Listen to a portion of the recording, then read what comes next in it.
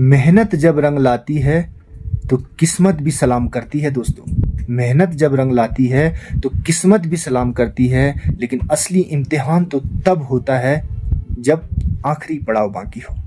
जय हिंद दोस्तों, मेरा नाम है राजू जोशी, मैं उत्तराखंड के पिथौरागढ़ से हूं और आप देख रहे हैं चार भाइयों का संघर्ष। दोस्तों, कल की वीडियो में मैंने आपको बताया था कि किस प्रकार एक गुरुजी के मेरे जीवन में आ जाने से मेरा जीवन एकदम पलट गया।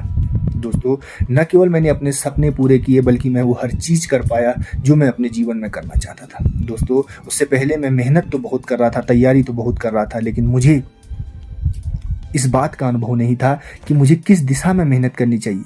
मैं जिस चीज़ को पाना चाहता था, मेरी मेहनत एकदम उसके उल्टे चल रही थी। दोस्तों, अगर आप अपने जीवन में सफल होना चाहते हैं, ऐसा नहीं है कि आप बिना किसी गुरु के अपने जीवन में आने से सफल नहीं हो सकते। आप सफल तो हो जाएंगे, लेकिन आपको हमेशा इस बात की शंका मन में बनी रहेगी कि शायद मैं इससे बड़ा कर सकता था।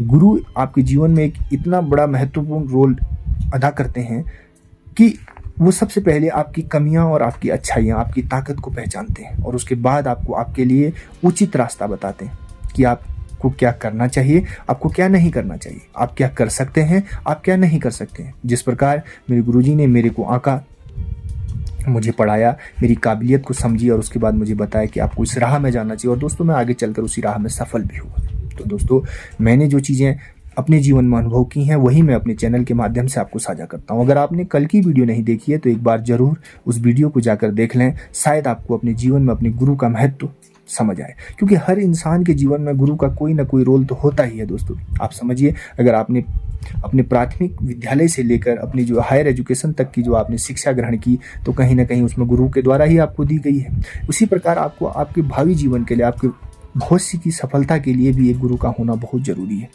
आप जो बेसिक एजुकेशन है उसको तो ग्रहण कर लेते हैं, लेकिन दोस्तों वो आपको आपकी मंजिल नहीं दिलाती। वो तो सिर्फ एक क्राइटेरिया होता है, एक लिमिट होती है जो आपको किसी भी एग्ज़ाम में बैठने के लिए प्राप्त करनी ही होती है। तो दोस्तों, कल की वीडियो एक बार ज़रूर देखें। मैं आज आपको आगे बताने जा रहा हूं कि उसकी तुरंत बाद, जब मैं तैयारी कर रहा था, उनके पास पढ़ रहा था, तो उसके बाद एक एसएससी की भर्ती आ जाती है। दोस्तों, मैं उसका फॉर्म भर लेता हूं और क्योंकि मेरे वो सपनों के अनुसार जिसकी मैं उम्मीद कर रहा था वो नियत समय पर आती है और उसका फॉर्म भर लेता हूं। दोस्तों, एक रोज़ उसका कॉल लेटर आता है रिटन टेस्ट के लिए। तो मेरा एग्ज़ाम सेंटर हरिद्वार में पड़ता है। दोस्तों, मैं आपको बताना चाहूँगा, उस टाइम पे हमारे पास इतने पैसे नहीं हो पाते थे कि हम उन सेंटरों में जाकर कहीं होटलों में रुक जाएँ। तो दोस्तों, हम हल्द्वानी से पहली बार जनरल ट्रेन का सफ़र हमने किया, तो इतनी भीड़ थी, मैं आपको बताऊं कि मतलब दोनों पैर हम रख नहीं पाते थे, इतनी जगह नहीं होती थी। आप जिन लोगों ने ये सफ़र तय किया है वो मेरी बात को समझ पा रहे होंगे। जनरल ट्रेन में सफ़र करना, खासकर उन दिनों जब भर्ती का सीजन चल रहा हो। दोस्तों, बहुत भीड़ थी और इतनी गर्मी, वो दिन मुझे हमेशा याद आते हैं। जैसे तैसे हरिद्वार पहुंचते हैं दोस्तों, अपने एग्ज़ाम सेंटर का पता करते हैं। उसके बाद रात के ठहरने के लिए हमारे पास होटल में पैसे तो नहीं होते, लेकिन हम ढूंढते हैं गुरुद्वारा। हरिद्वार में बहुत सारे गुरुद्वारे हैं जो रात को ठहरने देते हैं बिना किसी शुल्क के। कई गुरुद्वारे तो ऐसे भी हैं वो खाना भी खिला देते हैं।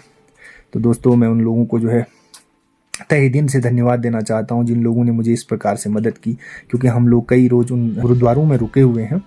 तो दोस्तों, फिर घर आता हूं तो मेरा एग्ज़ाम उस दिन मुझे जिसकी उम्मीद नहीं थी, बहुत बेहतर मेरा एग्ज़ाम जाता है। तो मुझे बड़ी खुशी होती है कि मैं पहली बार अपने मन से, अपने पढ़ाई के बल पर एग्ज़ाम को देकर आया हूँ और मुझे शायद इस बात की भी उम्मीद हो जाती है कि मैं इस एग्ज़ाम को पास कर जाऊँगा। लेकिन मुझे अपने गुरु की कही एक बात हमेशा याद आती है, जब तक आपका ज्वाइनिंग लेटर आपके हाथ में नहीं आ जाता तब तक अपनी तैयारी को कभी ना छोड़ें। दोस्तों, मैंने देखा है हमारे युवा क्या करते हैं, अगर किसी भर्ती में अगर वो जाते हैं तो उसको भर्ती अगर उनका दौड़ या रिटर्न हो जाता तो उसके बाद वो आकर आराम से सो जाते हैं, हुआ तो हुआ, नहीं तो फिर अगली भर्ती। तो दोस्तों, यह भी एक बहुत बड़ा कारण है कि हम कई बार असफल हो जाते हैं। अगर आपकी तैयारी निरंतर रहेगी तो आपको कोई भी एग्ज़ाम टफ नहीं लगेगा।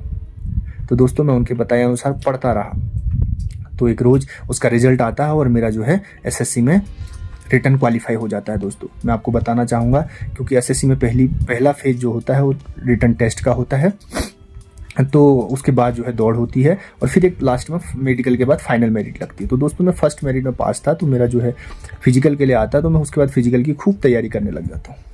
तो दोस्तों, एक रोज़ फिजिकल भी होता है हमारा हल्द्वानी में, हल्दूचौड़ में ITBP सेंटर में हमारा जो है फिजिकल होता है, तो मैं वहाँ फिजिकल भी बड़ी आसानी से पास कर जाता हूँ। क्योंकि मैं बताना चाहूँगा आर्मी और SSC में दौड़ में बहुत अंतर है। आर्मी में क्योंकि शॉर्ट रेस होती है तो वहाँ पर बहुत असफल होने के बहुत चांस होते हैं, लेकिन SSC में संभवतः जो है 99% लोग दौड़ निकाल लेते हैं, क्योंकि 5 किलोमीटर की रनिंग होती है और टाइम काफ़ी ज़्यादा मिलता है। तो मैं तो काफ़ी टाइम से तैयारी कर रहा था तो आराम से निकाल लिया था। तो दोस्तों आपको बताना चाहूँगा कि आर्मी की टेस्ट में और SSC के टेस्ट में धरती आसमान का अंतर है। जो लोग आर्मी में न निकलने के बाद SSC की राह में आते हैं तो उनको थोड़ा सा मुश्किल होता है, क्योंकि वो ज़रा ध्यान दें, पहले से ही अपनी तैयारी थोड़ा सा मजबूत रखें। क्योंकि SSC में पढ़े लिखे लोग, मतलब BSc MSc किए हुए लड़के भी SSC में बैठते हैं। आर्मी में तो आपको पता है 10th 12th कर लिया, उसके बाद तुरंत आर्मी की भर्तियां शुरू हो जाती है, तो आप उसमें जा सकते। तो इसलिए वहाँ पे रिटर्न कंपेरेबिलिटी SSC के थोड़ा सा हल्का होता है आर्मी में, लेकिन SSC का रिटर्न अगर आपको निकालना है, खासतौर पर आज की डेट में दोस्तों जो युवा इसकी तैयारी कर रहे हैं, अगर कोई इसकी जानकारी चाहते हैं, क्योंकि मैंने जो है अपनी तैयारी अभी भी जारी रखी है, मैं जो है अपने डिपार्टमेंटल एग्ज़ामों की तैयारी करता हूं, तो जो लोग उसकी तैयारी कर रहे हैं तो वो मुझसे जो है मेरे इसी में जो है Gmail में जो है मैसेज कर सकते हैं। तो मैं उनको जो है उचित जानकारी देने की कोशिश करूँगा जितना मुझे अनुभव है। और बाकी दोस्तों मैं कहना चाहता हूँ, उसके बाद जो है मेरा फिजिकल निकल गया तो मैं फिर घर आ गया। अब मेरे पास सबसे बड़ा डर था मेडिकल का। दोस्तों मेरा मेडिकल मेरे एकदम नज़दीक था, तो मुझे चिंता थी क्योंकि मैं पहले कभी मेडिकल जो है दिया नहीं था। तो लोगों की जो है विभिन्न बातें होती हैं, जो लोग मेडिकल दे के आते हैं, आपको पता है ये भी होता है, ये भी होता है, ये भी होता है। तो उस समय दोस्तों मुझे सबसे ज़्यादा डर सता रहा था मेरे फ्लैट फुट का। आप फ्लैट फुट जानते होंगे, पाँव के नीचे जिनका समतल होता है, एकदम पैरेलल होता है, उसको फ्लैट फुट, आर्मी में एक टर्म होता है फ्लैट फुट बोलते हैं फौज के मेडिकल में। तो दोस्तों मुझे उसका बड़ा डर था, क्योंकि मेरे भी पाँव थोड़ा सा चौड़े हैं, तो मेरा भी फ्लैट था एकदम। तो अब मैं इस चीज़ में लग गया कि इसको ठीक कैसे किया जाए, क्योंकि भर्ती तो होना था, सपना देख लिया था, जब इतनी मेहनत कर ली तो भाई इसके लिए भी कर लेंगे। तो दोस्तों उसके बाद मैं इसके लिए तैयारी करने लग गया कि इसको अब कैसे ठीक करना है। तो दोस्तों इसके लिए मैंने जो उपाय किए, आप उनको सुनकर हैरान हो जाएंगे। दोस्तों आज की वीडियो थोड़ा सा लंबी हो गई है, मैं कल पुनः आपको जो है इसके माध्यम से मिलूंगा। कल मैं आपको ये भी बताऊंगा कि मैंने उस फ्लैट फुट को कैसे ठीक किया, बल्कि उसको ठीक ही नहीं किया, मैं उस फ्लैट फुट में पास भी हो गया। और बाकी का मेरा मेडिकल कैसा रहा, उसके बाद क्या हुआ, क्या मैं इस भर्ती में सफल हो पाया, इसको पूरा जानने के लिए आप कल की वीडियो जरूर देखें। दोस्तों आज के लिए इतना ही। मैं आपका अपना राजू जोशी, आपका दिन शुभ हो, मंगलमय हो। जय हिंद।